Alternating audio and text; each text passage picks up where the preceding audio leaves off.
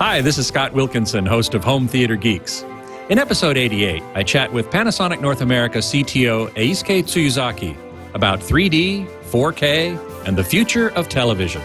Coming up next. Netcasts you love. From people you trust. This is Twit. Bandwidth for Home Theater Geeks is provided by Cachefly at CACHEFLY.com. This is Home Theater Geeks with Scott Wilkinson, recorded November 21st, 2011. Episode 88, The Future According to Panasonic. This episode of Home Theater Geeks is brought to you by Ford, featuring available Sync with My Ford Touch. Sync with My Ford Touch gets you to your destination with integrated turn-by-turn directions and directional arrows displayed on screen. Check it out in the new 2012 Ford Focus and at ford.com/technology. And by Netflix. Watch thousands of TV episodes and movies on your PC, Mac, iPad, iPhone, or TV instantly. All streamed directly to you, saving you time, money, and hassle. For your free 30-day trial, go to netflix.com/twit. Hey there, Scott Wilkinson here, online editor of HomeTheater.com. This week, I'm proud to have as my guest geek, Eisuke Tsuyuzaki, the CTO of Panasonic North America, here to talk about many different things. Hey, Eisuke, welcome to the show. Hello. Hi. Nice to see you again. Nice to see you again, too. We've had many chances to chat, and I've been looking forward to doing so on this platform, on this show, so thanks very much for joining me. Those who are tuned in to the live video stream at live.twit.tv or into the chat room at irc.twit.tv can post questions for Eisuke, and I will pass along as many as I can during the show. So the first thing I want to mention, Eisuke, is that you are chatting with us via Skype on a Panasonic TV, the VT30 in particular. And this, I believe, marks a first for this show of someone being on the show using Skype from a television, which I'm very interested in hearing about how and why Panasonic decided to implement Skype on TVs. Well, you know, it's Scott, it's one of the many applications of Vero Connect and IPTV. So apart from just laid-back linear programming, and you see a dime a dozen of those, communications is another interesting facet of this, and then medical applications, other things you can do with it. It's where the television is evolving. So it's simply a no-brainer to do it. And it's a lot easier than a PC if you've got kids or something who want to kind of talk to their grandparents. So that's how we use it at home. Yeah, it seems to me certainly a no-brainer in that sense of getting families to be able to communicate over long distances and so on, without having to go crowd around a computer and so on. I guess I assume that the camera that you use with that is a fairly wide angle, so you can catch a large number of people in the field. Precisely. Yep. Yeah, exactly. Beatmaster in the chat room wants me to make sure to mention that we still wish Japan all the best. How are recovery efforts going at Panasonic in Japan? Thank you, as always. It's a lot better now. Obviously, the long-term impact on the people, their lives will have changed forever. But in terms of manufacturing capabilities, most of it is now up and running, and it wouldn't have an impact for immediate products or new introductions of cameras and things like that. Mm-hmm. But the impact has been widespread, not only, as we mentioned last time, not just the consumer electronics industry, but for other fields such as PCs, where the devices of these things are in play, automobile components. You've noticed other announcements on Wall Street, how they've been impacted by the tsunami in the supply chain. Ultimately, what you realize is, as you're seeing things, the tsunami, as you're seeing things in Thailand, the world is so much more connected now, and we'll just everyone has to pull together. Indeed, and even if Panasonic's own factories have recovered quite a bit, then still, though, you rely on other suppliers who might not have. So absolutely, yeah. So I hope that your supply chains and so on are sort of getting back to normal. Great, thank you. Yeah, very good. So putting Skype on a TV is certainly one application other than, as you say, linear programming, but even other online programming, like from Netflix or so on, isn't exactly the same as linear broadcasting in that you can go and choose whatever you want, which seems to me to be the new paradigm that everything is going towards. It could be. I mean, you obviously have a huge advantage of how people use technology, and you talk to a lot of different companies. We can talk about what could be happening at CES and beyond, but ultimately it's a broader choice. What you're seeing over a wide period of time is more personalization. But if you look at your Nielsen metrics, people only look at 5 or 6 channels that are pertinent to them. What I watch may be different from what you watch, but because human behavior doesn't change that much. They want to be with people. They like the togetherness, and they also like the intimacy. So for the togetherness, you can have things like I don't know, this thing called social media that's been coming around these last few years. And so while you're watching something, you can have people tweeting and Facebook and other things that are connected to the TV.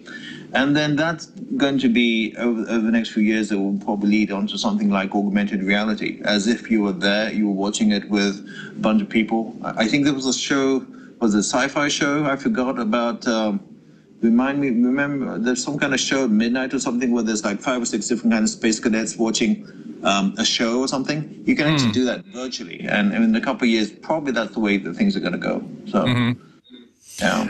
Now, Skype is... I don't know that we'd exactly call it high def. I do remember at CES, not last year, but the year before, I think it was, Panasonic demonstrated a very high definition video conferencing system. What's the latest on that? So Skype, first of all, is it really depends on the bandwidth. I think it is not only standard definition, but it can scale up to something like 720p. I think. I think that's the reality.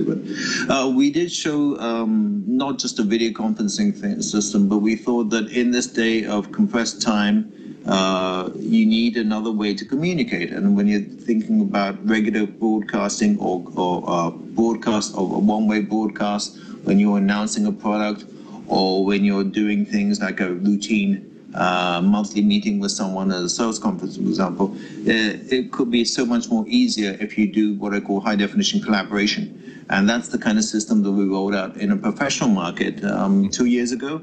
That is now compatible with a whole bunch of other current telepresence systems.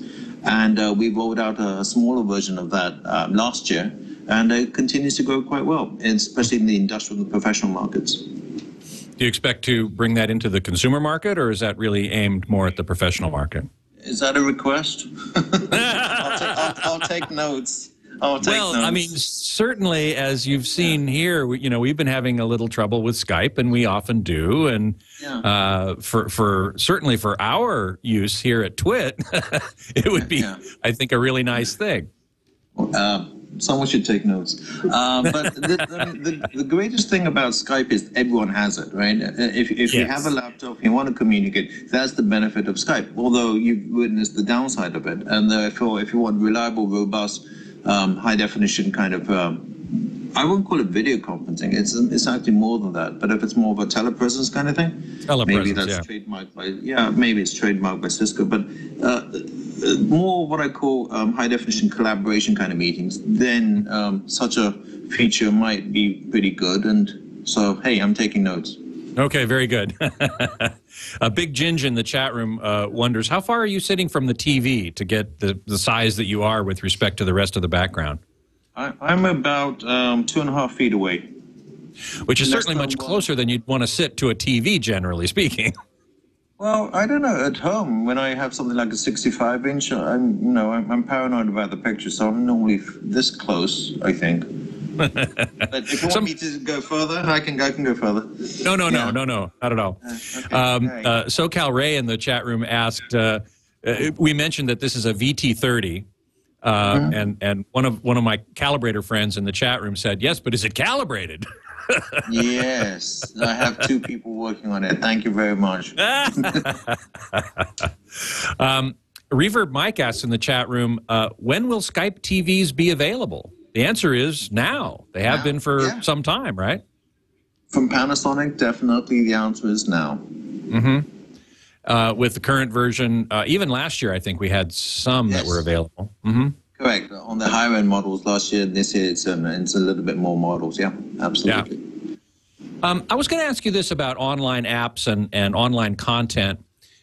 Okay. We've seen now that TVs are coming out with apps that give you access to various content providers. We've seen Blu-ray players that have the same or similar apps. Panasonic puts them in both places.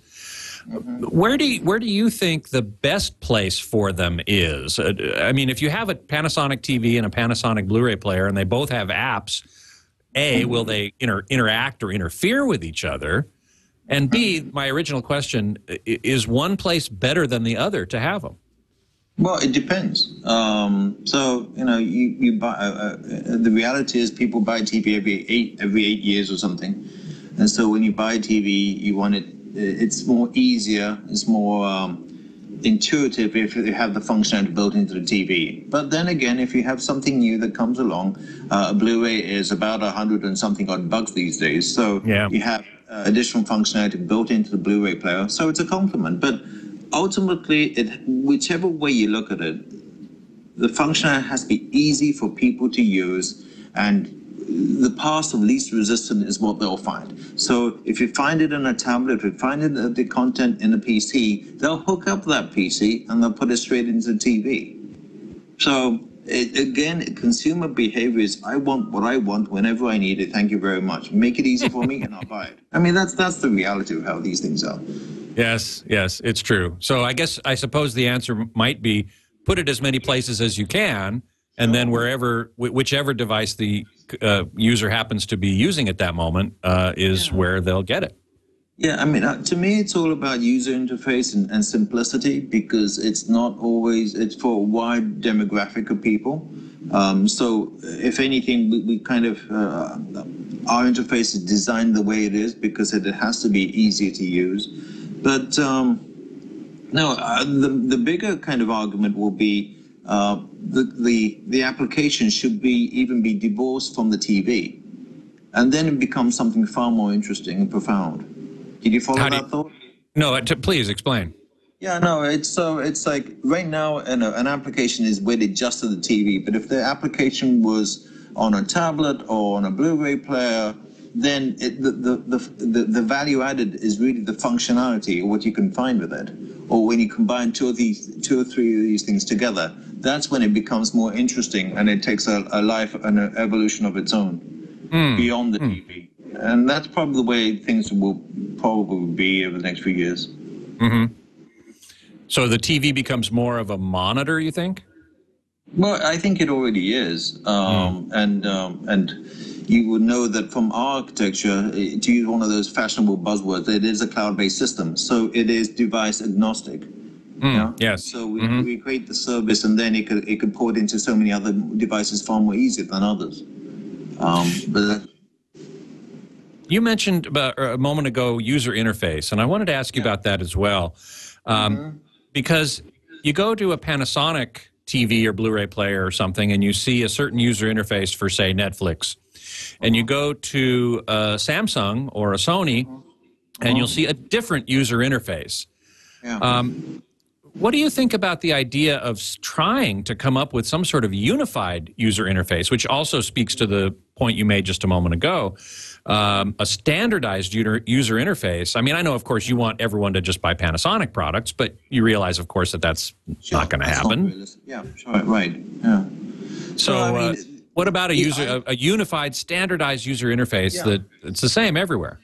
Yeah, I think ideally that's not a bad proposition, but the reality is if you kind of go deeper into Netflix, even on different manufacturers and different models, There are limitations, there are differences on the user experience, not just the interface, but what functionality you can actually use. And that's right. That's all based upon what chipset, what processor, what you have in the guts behind the TV.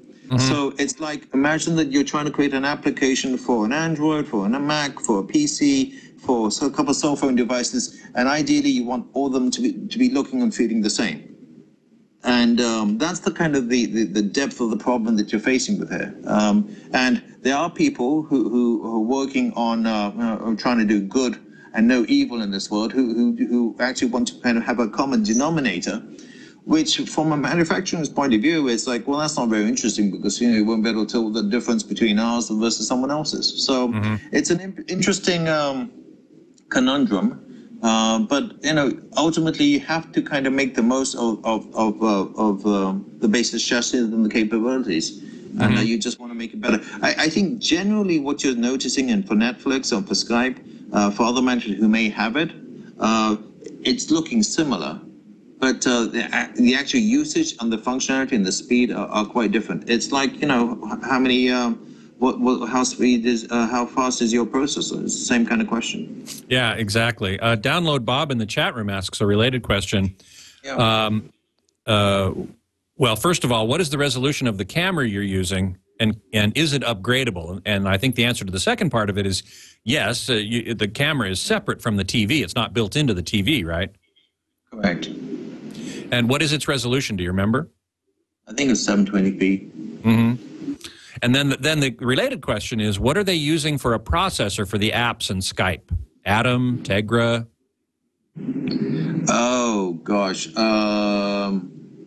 You mean the processor on our TVs? Exactly. Oh, so we use our own something called a Unify chipset. Oh, that's right, of course. It's a Panasonic proprietary chipset, which handles the apps and Skype and everything, as well as the video processing and so on, right? Right. Yeah. SoCal Ray Jr. in the chat room asks a different question, but I'll mention it now because it is a valuable question. Is Panasonic working on the floating black level problem, which you've, I'm sure, heard the reports of, that at least in the 2009 and some of the 2010 models, the black level has risen over time, and I get that a lot. I get a lot of questions about that, and I wonder. I get that a lot too. I think we've already addressed it, and we kind of worked on it. So I think there's not really a lot to be said about that. So you're saying that the current TVs that are coming out do not have this problem, do not raise their black levels over time? Yeah, from what I'm aware of, absolutely. I will tell you that I've done only an anecdotal study with one, I forget the model now, of VT20 perhaps. Anyway, I ran it for 2,000 hours, and the black level rose, 0.001 foot lamberts, so it was insignificant. Okay, there we go. It wasn't. I don't think it was I don't think it was an endemic problem. It did happen, right? But I think it was probably a sample-related problem, not an overall endemic problem. Well, I'll get someone to look into that, but from what I'm aware, I don't think it's a problem. But yeah. Okay. Here was a question. Getting back to the online thing. Panasonic and others make deals with content providers, and almost everybody has Netflix, but not everybody has others. Right. I'm wondering, do we think we'll ever see a system that provides access to everything online in an integrated fashion? This is sort of the holy grail that I'm looking for. Well, it depends, and ultimately it's all about economics with IPTV. If it's in just the linear offerings, if you're a content provider, you will simply say that unless there's enough subscribers, then the economics don't work. We in Panasonic will never be in a situation, I think, to compete with Netflix or to compete with a broadcast channel to go off and acquire NFL rights for something like that. That's not who we are. We are essentially a platform for providers to bring their offerings to us. And it's a business-related issue more than anything else.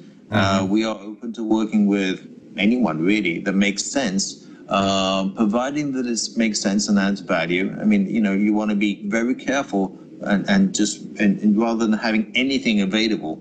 If you wanted to, yes, you can go to the developer's website and you can actually kind of make your own application. And if it passes some of our tests and it passes quality assurance, you can get an application into a TV. That's not a problem. But for the things that we have on the first two screens, we want to make sure that the offering means something. And that's where we, it's really a discussion to be had with those providers. So it is possible. You do open the TV to third-party developers as long as they develop apps that pass, your basic standards. Well, standards meaning, the QC test more than anything else. Yeah. Understood. Well, before we continue, and there's a lot more to talk about, I do want to thank one of our sponsors for this episode. We've been talking about Netflix, and Netflix, of course, is a sponsor of Home Theater Geeks and much of the TWiT network, and we thank them very much for that. Of course, Netflix lets you stream thousands of TV episodes and movies instantly to your TV, PC, Blu-ray player, game console, just about any device these days, even iPhones, iPads, some Android phones. And you can watch it anywhere. You can start watching on one device and finish on another. It even comes on game consoles if you're a gamer. I'm not, so I get it elsewise. But I do watch a lot of Netflix because it's so convenient. You can watch these TV shows and movies instantly without having to worry about discs or returning them or anything else. And it works great as far as I've been able to tell, as far as I've used it quite a bit now. You can cancel any time, but who'd want to? For Netflix, for TWiT users, TWiT listeners, I should say, Netflix is offering a free 30-day trial, which you can sign up for when you go to netflix.com/TWiT. And we thank Netflix for their support of the TWiT network and Home Theater Geeks. So, the other area that I wanted to talk with you about, Eisuke, is 3D. Clearly, Panasonic is big on 3D. We've had Panasonic 3D TVs for a long time, a number of years now. And that capability has migrated down from the top-end TVs into the mid-range, I guess you'd say. What is your view of the 3D market at this point now? What are we, 2 years into the 3D TV phenomenon or so? Has it grown? Has it shrunk? It has grown, and I think I'm fairly happy with where things are. Obviously, if there's one more subscriber, I'll be ecstatic. But if you look and compare to the rollout of high definition, we're growing at a clip of maybe ×5. The number of TVs that are out there, if you talk to the Consumer Electronics Association, they said it will probably be about 4 million TVs this calendar year. That makes it about 5 or 6 by the end of this Christmas time. That is a 10 multiple over high definition. In terms of content, there's a lot coming. In terms of number of subscribers that are going to the satellite or through Blu-ray, the numbers look healthy. I think the DEG said 2.3 million discs sold, so that's great. So someone must be watching it. And then I don't think any of the satellite or the MSOs have provided clear-cut numbers, but I get most of the data. And it is a very healthy number, and it still continues to grow. So overall, yeah, it continues to grow. It is an evolution. It is a long-term effort, and, it's okay. It's good. Yeah, good. I ask primarily because I still get a lot of readers of my publication, my website, who say that they don't really like 3D, it gives them a headache, or it's just seems like a gimmick or whatever. And yet, the number of TVs that are being sold with 3D capabilities, I do believe, is on the increase, at least because it's there. It's a feature as much as online apps are a feature, whether or not people use them or not. So I wonder. Yeah, go ahead. I mean, I mean, so it's like for pretty much every single TV that you're buying now has the 3D functionality and IPTV functionality. Yeah. Probably as an industry average, 20 something odd % are connected, and that continues to grow every quarter. And likewise for 3D functionality, we've noticed from the sales of either Blu-ray or from subscribers to MSOs that they are increasing. I think ultimately content is going to drive these factors anyway. For 3D, it has to be a more compelling and more pervasive, as if you were there experience. For things like IPTV, it's not just trying to shove down a linear channel through a narrowband, but it's more of getting the best of what I would call dynamic information, and then you're marrying linear content with stuff that's on the web or social media in general. When that continues to evolve, that increase rate will go up. I think the fundamental issue is, everyone as an industry, we have to do more about talking about the functionalities, and the awareness is still low. And retail experience is better, but it could be a lot better still. And, if people are more aware of it, I think, and it becomes easier for people to connect, as we're having difficulty here, if it becomes easier to connect, then I think the proposition gets only better over time. Certainly, the exposure the consumers have in the store may or may not be, a good experience. And certainly the theaters, I think, provide a better experience generally. If you go out to a 3D movie in a commercial cinema, you probably have a better experience there than you might in a store. But they're two sort of different experiences. You go out to the commercial cinema, it's a big giant screen. Whereas at home and in the store, pardon me, it's a much smaller screen. And would you agree with me that 3D kind of depends on having a larger image in your field of view in order to be effective? Not necessarily. I mean, a 3D image works in a small footprint or a large footprint, but by and large, for watching movies, which is the predominant way that people are watching their content, it works better on a big format. Obviously, things like computer graphics and gaming, it works on a very small tabletop, and it works very fine. So just, I like your generality that it works better on a big screen, but that's not necessarily the case. A 3D effect is a 3D effect, and it's consistent no matter how big the TV is. And as you said earlier, of course, content is really what's going to drive this, just like HD TV. Content was what was going to drive that, and there wasn't very much at the beginning. Right. And so we have a couple of, we have 3D Blu-ray, of course, and I believe I heard somewhere there were 70 titles currently available. Something like that, yeah. Roughly. And we also have a few cable channels, or satellite. DirecTV carries them, Verizon, AT&T Uverse carries them, I believe. Panasonic, in fact, you mentioned earlier, you talked about Panasonic not being in competition with Netflix or content providers. On the other hand, Panasonic does sponsor or somehow contribute to one 3D channel. Is it 3Net or N3D? I've forgotten which one. N3D. N3D. So, and plus the fact that someone in the chat room pointed out, Panasonic does in fact make 3D cameras, professional and consumer grade now, which are being used to capture 3D content. So you guys are involved in the entire chain from beginning to end.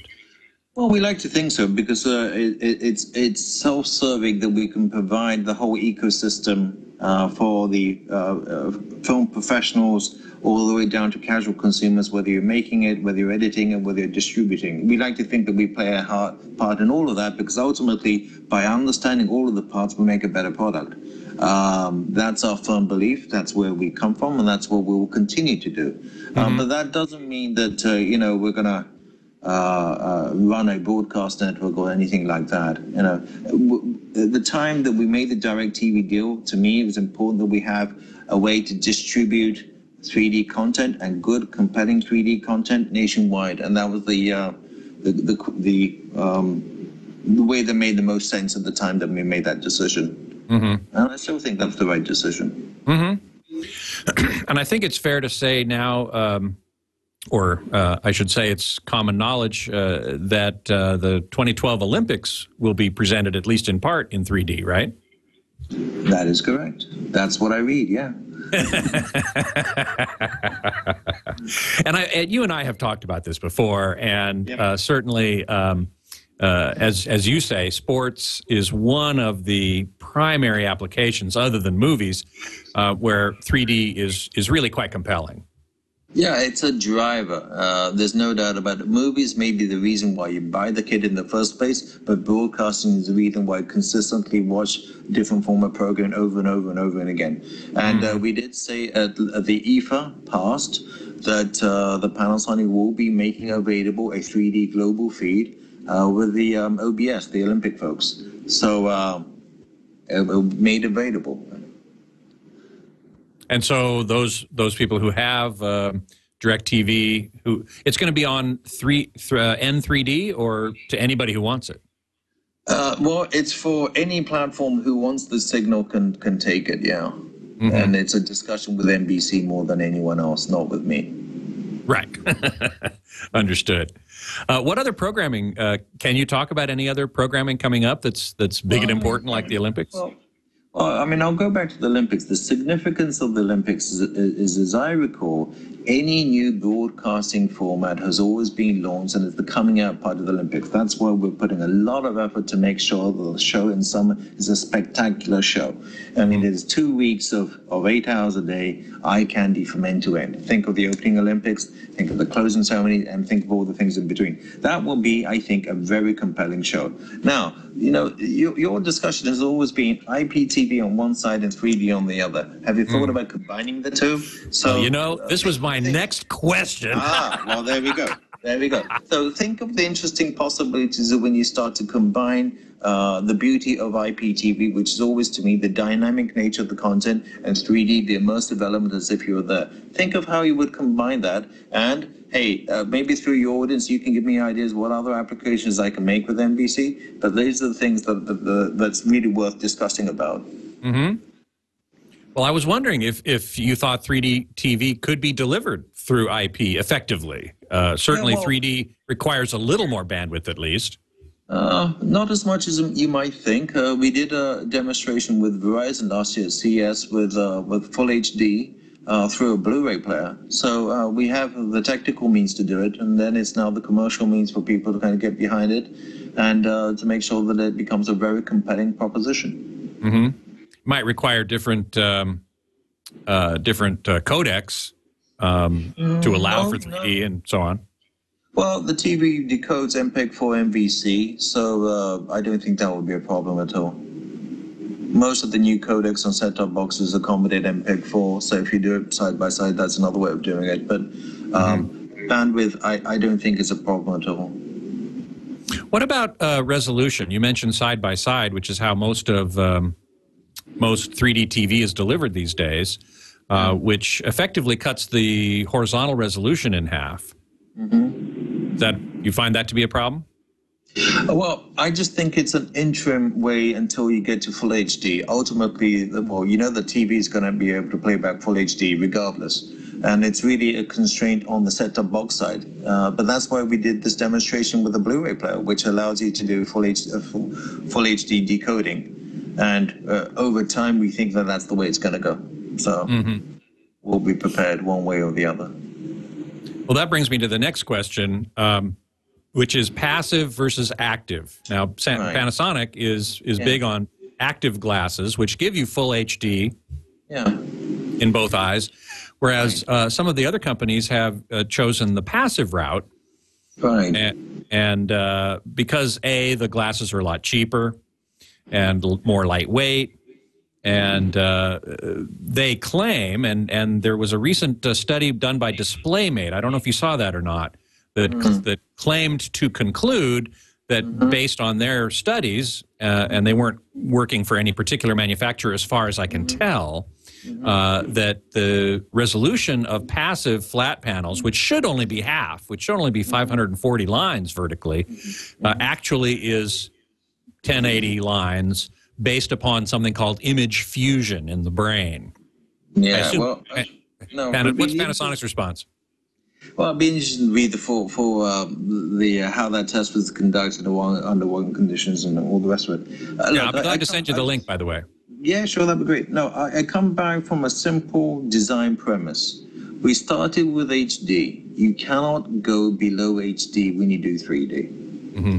That's why it has to be designed as if it's like, no, we created an expectation with a benchmark with HD. Why on earth would you want to compromise? It doesn't make any sense. So if you look at all the kind of, you want to know numbers and things like that, I think it's at least a ratio of 7 to 3 or something of active glasses out there in the field. We know that there'll be standardization from next year, and all the active glasses will be there. If you tried out Generation 4, I think they're fairly lightweight and that they're doing fine.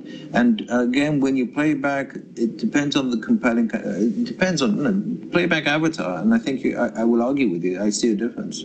It may be just my eyes, but it's like, well, hey, I'm sorry, but I can tell the difference. And would you want something inferior? Hey, well, it's your choice. Look, it's totally okay. But why? Why would you want to do that?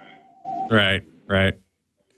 Well, I've got a bunch more questions in the chat room and another whole topic area that I want to cover. So if you'll stand by for just a second, I'd like to take a moment at this point to thank our second sponsor for the show, which is Ford, featuring Sync with My Ford Touch. Sync is an in-car communication system and connectivity system that's voice-activated to help keep your hands on the wheel and your eyes on the road, which is extremely important. One of the advantages of the great features of Sync is that it gives you audible turn-by-turn directions, displays directional arrows on the screen, all without having to purchase an aftermarket or installed navigation system. Sync services also include business search, 40 million businesses, holy smokes, telephone numbers, business information, and directions, and Send to Sync feature enables you to use Google Maps or MapQuest from your home or office computer to plan a trip. You can save it online to your Sync traffic and so on, and then use the voice commands in your car to get where you're going. The free Sync destination apps, which is available in the various app stores for iPhone and Android and so on, gives you mobile access to manage your Sync traffic directions and information systems account on the go. The ability to pre-save these destinations to your account is included such as home or office and so on like that. Plus, you get all the traffic updates sent to your mobile phone via text message. It's all designed to help you keep your hands on the wheel and your eyes on the road, which I can't stress strongly enough is really important. Ford Sync with My Ford Touch, is available on the 2012 Ford Focus, and you can learn more about it and other technologies Ford is bringing to its vehicles at ford.com/technology. So, Eisuke, the next area I wanted to touch on is 4K. We've talked about 3D, and now here we come with 4K. At CEDIA this year, where you and I met briefly, we saw the introduction of the first consumer-grade 4K projectors from Sony and JVC, although JVC, it could be argued, isn't exactly 4K. But in any event, this seems to be coming along pretty quickly, quicker than I would have expected. What's Panasonic's take on the importance of 4K in the home? Well, I mean, again, before we go into a constellation about buzzwords, you got to realize 4K, what's the content? And indeed. I mean, I always look back, what's the experience, what's the content, and how do you maximize upon it? I don't think any studio will give up their pristine 4K, theoretically. It's the same as the resolution you can get from a film print master. I don't think the studios will be willing to give that up so easily. If they did, what's the monetary value? What's the proposition? Do we need another Blu-ray? Is it another streaming application? It's a humongous pipe. It's going to be a great counter-piracy kind of play. These things, we need to figure that out, and, it's not quite there yet. So what are you going to do? Are you going to use 4K for native 4K? Maybe it may not make a lot of sense. Yes, theoretically there's a 2K to 4K bump up, but you're really bumping up a 1080p twice. You know, theoretically, you could do 4K to do full fields of view for 3D. That's also possible. You know, I think it is coming along, but I think if you looked at the price points of what was announced by other competitors, it's not a readily consumer product here today. So, well, that's true. I mean, the Sony projector, which we actually have in for review right now, is around $25,000. So that's certainly not a general consumer product. Although it certainly beats, you know, a commercial 4K projector in the hundreds of thousands of dollars. JVC was more in line. They were in the, I don't know, $6,000–7,000 range, but it doesn't accept native 4K signal. Not that it would have to, since, as you point out, there's no 4K content. Well, it's an interesting way of looking at it, but if 4K does proceed, and probably it will, I mean, the 4K models that are actually selling in the market are on the hundreds, and 80% of that is in the medical field, because they want something like in a surgeon's kind of or they want like a master dashboard by looking at X-rays and all of this video signals at once. And I said, well, why don't you get 4 different panels and stick them all together? I said, yes, that's an interesting way of doing it, but, you know, we want to show it off. So I said, all right, if you've got a $10 million facility, there's a business model for that too. So I think it will find its way in professional applications a couple years at least ahead before you might see a practical consumer market, and time will tell. You know, there's a lot of people now working on super 8,000 resolutions, but as I repeated to you before, we get confused about is that going to come down the pike within my foreseeable working lifetime to be determined by folks like you. Well, essentially, there's only, and it ties into CS, there's only 3 major trends, and not to get sidetracked. One is 3D, no doubt, 10 years, rollout, we will hit a certain number. IPTV, very early days, connectivity is the issue, kind of compelling content is the issue. I don't think we really have, we're only starting to scratch the surface on what dynamic content could be on a television. So that's another track that needs to be pursued. The other one, to me, is going to be mobility. So you saw a lot of tablets and things like that last year.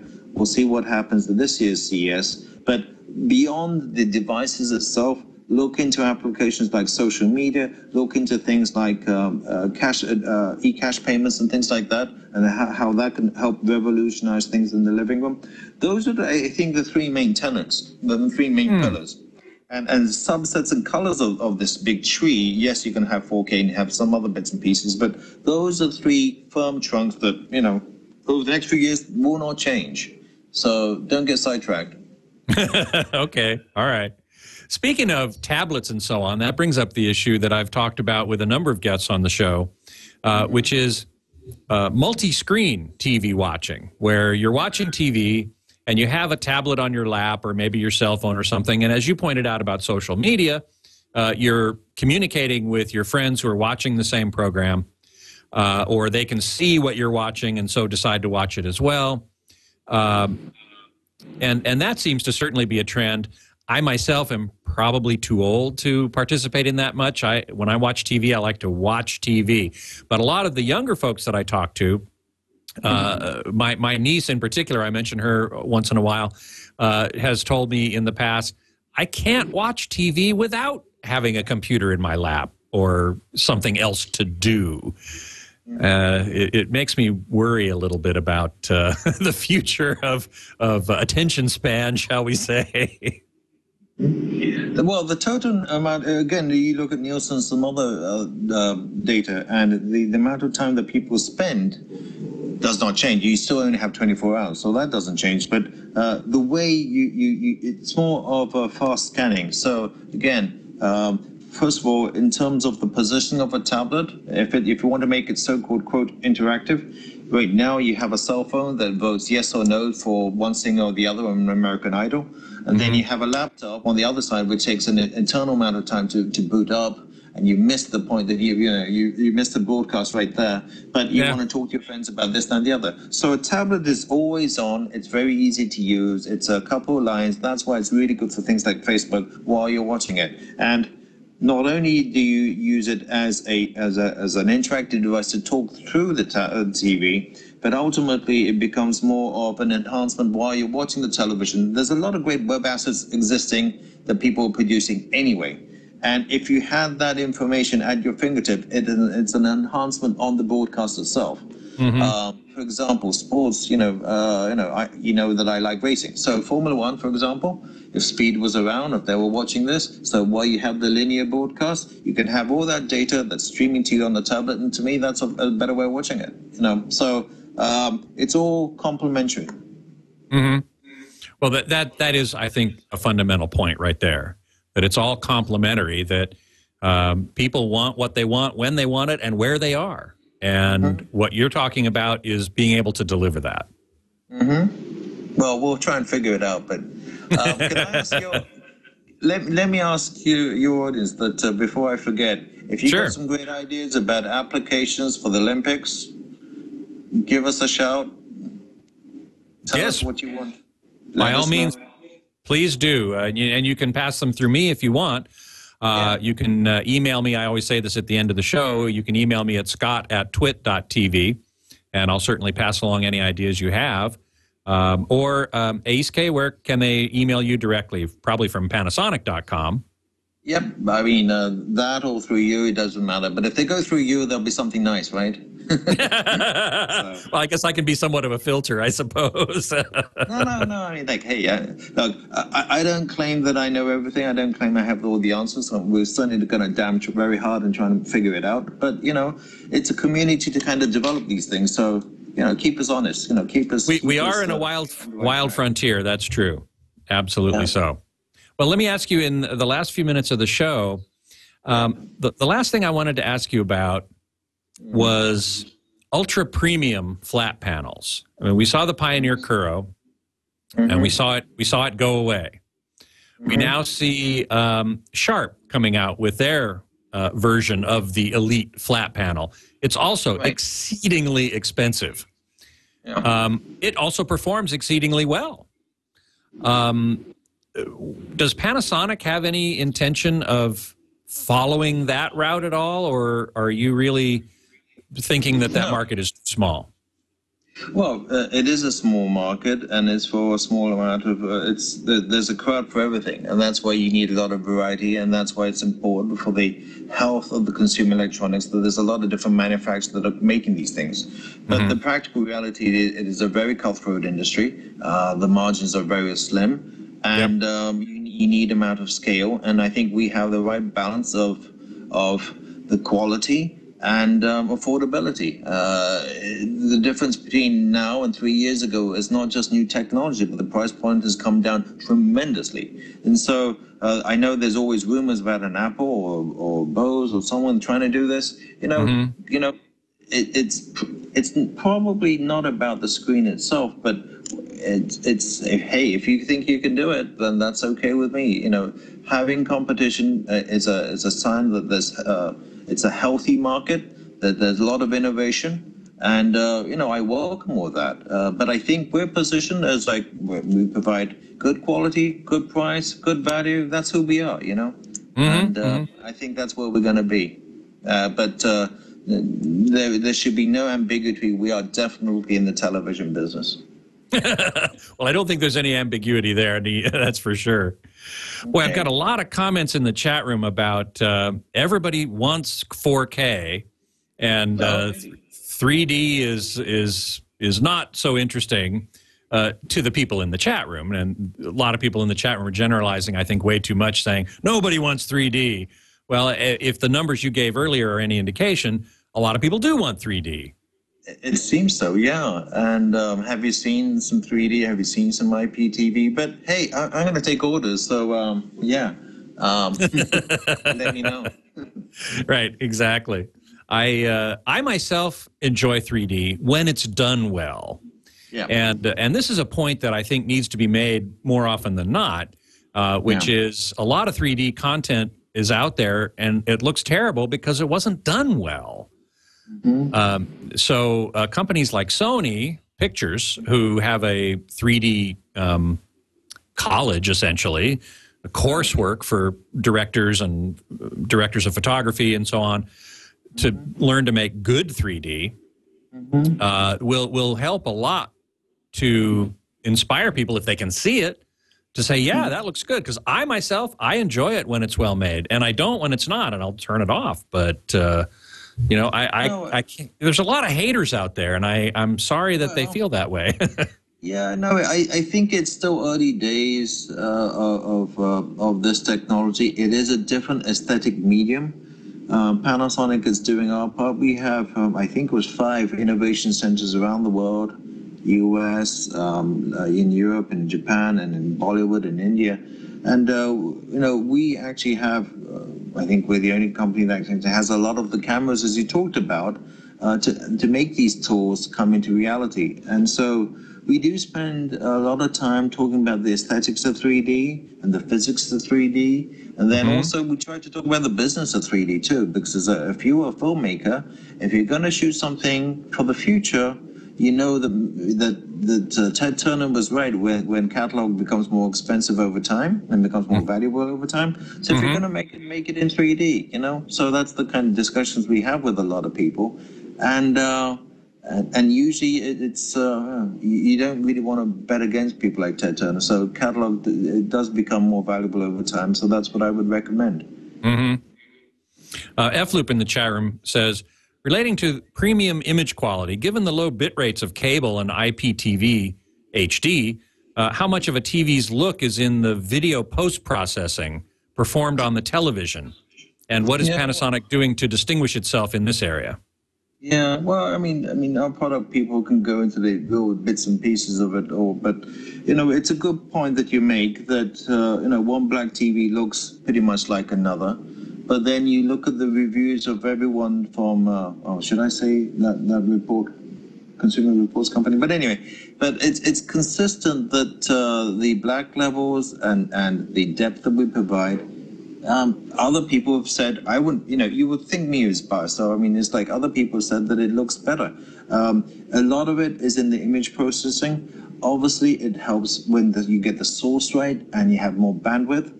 Again, we talked about IPTV earlier, and you know, I think the average bit rate for US households is roughly around about 3 megabits per second. When you have more files rolling out, and they're rolling out things like 100 megabit service over the next few years, that will increase. That's all positive trends and news, and you've got to think that a TV is a durable good. Whether the economy is good or bad, and right now it's bad, people still buy a TV to future-proof themselves, and it's better than a vacation because it lasts. And you want to buy something which we think is good. That's what we're holding our own. Sure, sure. You're mentioning 100 megabits per second into the home reminds me, I believe it's Australia, where there's a government initiative to get 100 megabits per second into every home in Australia. Right.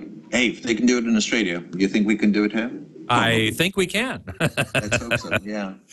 Curtis B. in the chat room says, it's not so much the 3D itself that is disappointing at present, it's that 3D content needs help. A lot of it is after the fact. And that's what I mentioned earlier. It's really, is it done well or is it done poorly? So there are some things that are done spectacularly well, and some are not. But when it's early days, you should expect that. Exactly. Beatmaster in the chat room says, remember the first DVDs? Horrible authoring and mastering en masse. It takes time. It takes time for people. Well, it's not just the technology and the workflows, but this time it's really about the aesthetics of 3D and how you shoot it differently. How it's like, it's not fast panning. It's like you got to hold it as if you were taking a picture frame, and then all the action comes in and out of that frame. It's slightly different, and I think a lot of people are getting used to it. Once they're getting used to it, I think it's fine. And you know, you're going to see a lot more. Definitely more than what you're seeing now. So I'm not too worried about that. I wish there was more today, but again, my point is, compared to the rollout of high definition, we're going at a much faster pace. So, you know, it's encouraging. Yeah. Web 1549 in the chat room says, or asks, what do you think the successor to Blu-ray will be? And are you preparing anything? Are you preparing for that at this point? It's hard to predict, of another optical device. Well, I mean, there's there's what's called BDXL, which is a recordable format now, a 4-layer, I believe, 100 gigabyte. Yeah. Yeah, so I mean, it's all about the install base and then how do you kind of try to preserve it. But way to answer this in a roundabout way, right? Because I don't know. I mean, the roundabout way is, well, CDs being. You still have a CD collection? Are we still the only people? I do, yeah. I do, yeah. Okay, so that's been. Although I have been ripping it into iTunes over time.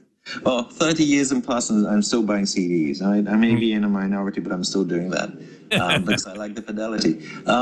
Blu-rays will be around for a long time, but I'm not answering his question. It could be another storage device. You got to find the right kind of application. It's not I've got a technology now, let's use it.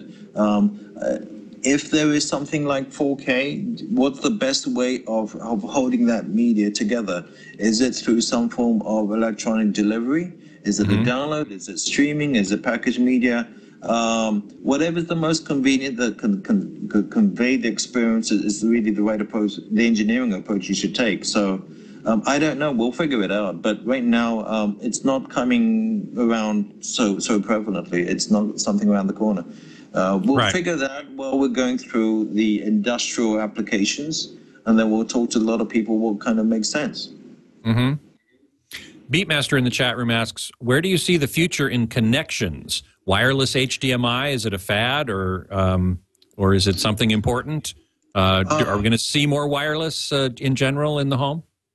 Yeah, this is a personal comment, but, you don't have Ethernet in every port in most people's living room. In my old house, because I had the privilege of stripping everything down, I had fiber everywhere, right? So I'm probably in a very small minority. I would think, as a practical matter, a lot of it is going to be Wi-Fi based for internet connectivity. It's really a no-brainer. You're seeing that anyway. But it's a bridge. You see a kind of a home gateway set-top box, and it's connected through some landline, whether it's a PLC or something like that. But then at the far tether's end of these devices, you're going to have Wi-Fi. It will be a hybrid technology, but I think long-term, Wi-Fi is probably the preferred. It's an easier way of doing it. It's a consumer experience. It's like, I don't want to think about it. This is automatically set on. If it is, great. That's why I think Wi-Fi is a better way to go. But there's a lot of challenges with Wi-Fi, and you've got to make it more stable. And so that's something that we're working on right now. Excellent.